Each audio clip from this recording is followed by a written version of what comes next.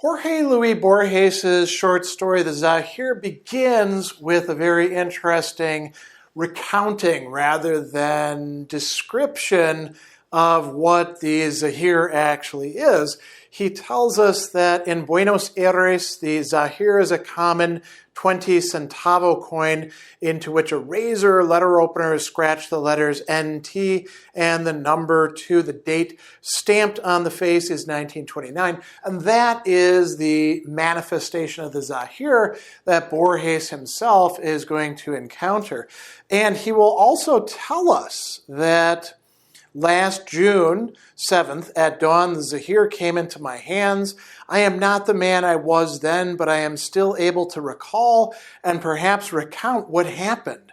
I am still, albeit only partially, Borges. So something took place. Something has happened to this character who is by Borges and also, not quite the same man as the author.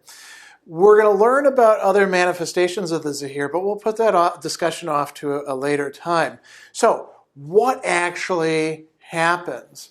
We learn that on June 6th, Teodelina Villar died, and she is somebody really important to the narrator. He goes on and says, back in 1930, photographs of her had littered the pages of worldly magazines. The ubiquity may have had something to do with the fact that she was thought to be a very pretty woman, although that supposition was not unconditionally supported by every image of her. And what an interesting line. And we could say this about any human being, couldn't we? Put them in the right light, from the right angle, and what we think is attractiveness, beauty, handsomeness can become grotesque, can reveal itself as having some ugliness, some disproportionality, whatever it is that turns us off among it. So he goes on and he's going to talk about what is so unusual about her. There's lots of pretty people out there, and he's going to make a comparison to Jewish and Chinese cultures and codifications of how one ought to live. So he writes, Teodelina Villar was less concerned with beauty and more with perfection, something that's more difficult to attain. The Jews and Chinese codified every human situation.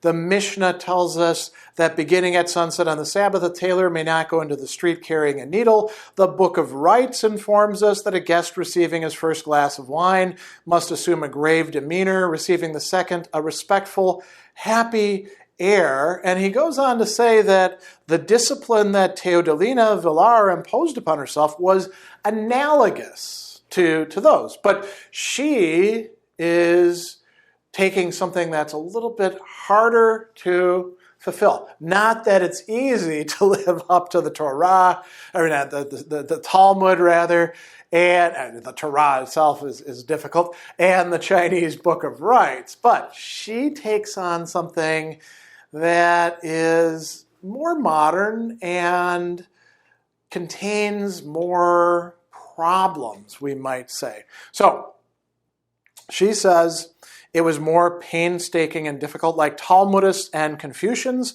She sought to make every action irreproachably correct, but her task was even more admirable and difficult than theirs. Why? Because the laws of her creed were not eternal. So, of course, the Talmud and the Book of Rites come into being at a certain time, but once they're there, they're supposed to be forever. So long as there are human beings, these will govern it. In the case of Teodelina, hers are sensitive to the whims of Paris and Hollywood, two great cultural centers, Paris for fashion, Hollywood for films, right? And so we read that Teodelina Villar would make her entrances into Orthodox places at the Orthodox hour with Orthodox attainments and with Orthodox world weariness, but The world weariness, the adornments, the hour, and the places would almost immediately pass out of fashion and so come to serve upon the lips of Teodelina Villar for the very epitome of tackiness. She sought the absolute like Flaubert, but the absolute in the ephemeral. So, as opposed to, figuring things out and attaining the absolute in accordance with codifications of life coming from something that's presumed to be eternal, she has to keep up with every new trend, every fashion, every mode. And that's a lot to live up to, isn't it?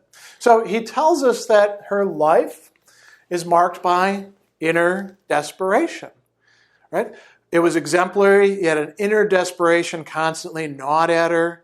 She passed through endless metamorphoses as though fleeing from herself. Her coiffure, that's, the style, and color of her hair were famously unstable, as were her smile, her skin, the slant of her eyes. From 1932 on, she was stupidly thin. And then we have a ... and the war gave her a lot to think about. Why?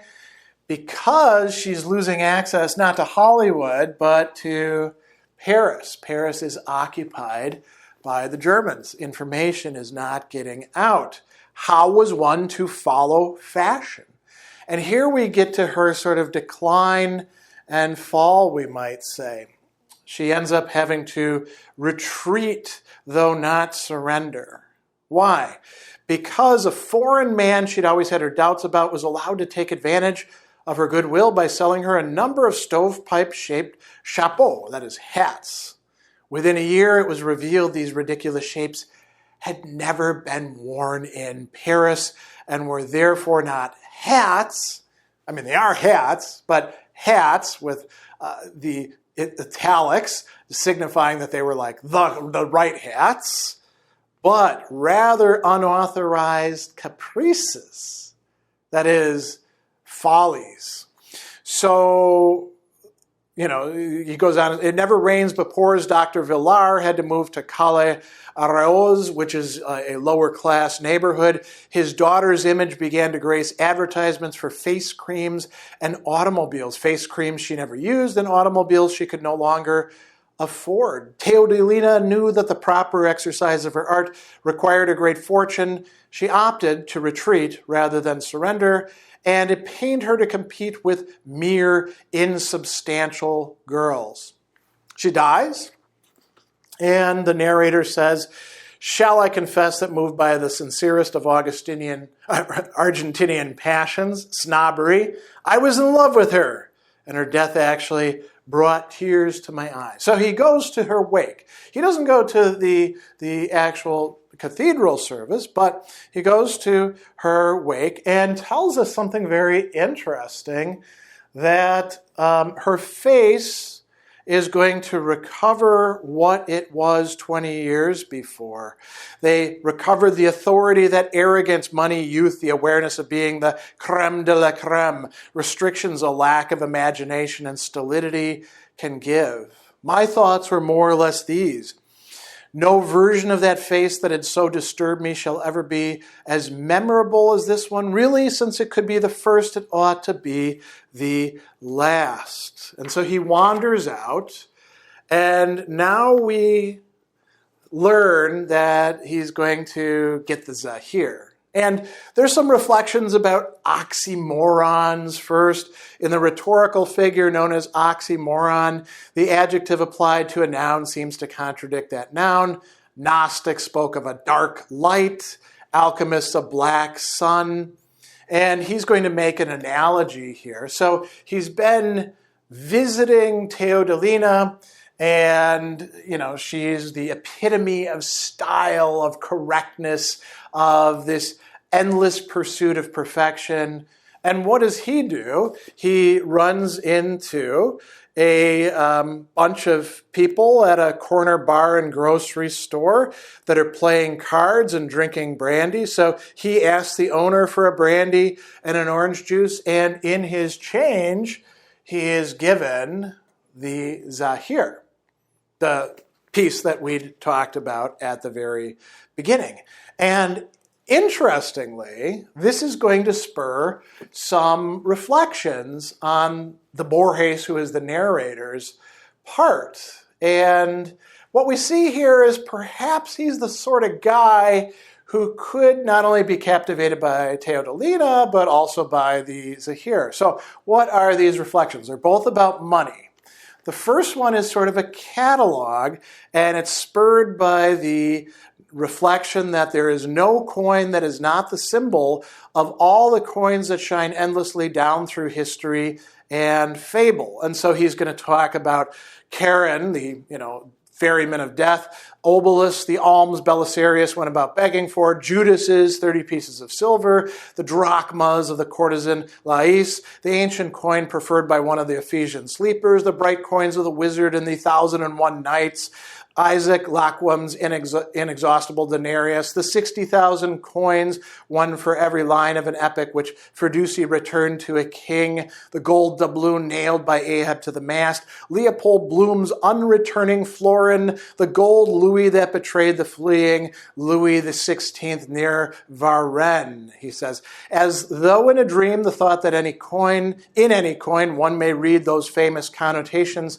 seemed to me of vast, inexplicable importance. So he's meditating on all these different coins. And actually, if he's actually correct about this, then it kind of doesn't matter which examples he uses. Any coin can be a symbol of every other coin in history and legend.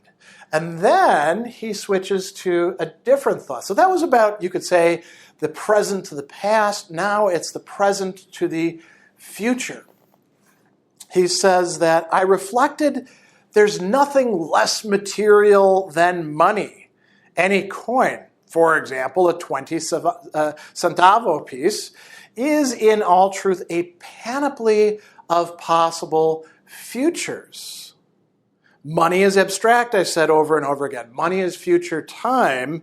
It can be an evening just outside the city, or a Brahms melody, or maps, or chess, or coffee, or the words of Epictetus which teach contempt of gold. It is a Proteus, more changeable than the Proteus of the Isle of Pharos. It is unforeseeable time, Bergsonian time, not the hard, solid time of Islam or the Porch, that is the Stoics. Adherents of determinism deny there is any event in the world that is possible, that is, that might occur. A coin symbolizes our free will. Now, isn't that interesting, these two sets of reflections? One is about how any coin can symbolize any other coin, something within the same range, the same genre. On the other hand, a coin as money symbolizes or can be exchanged for anything other than money. Right? Because it can be anything else that you like, even metaphysical things like free will.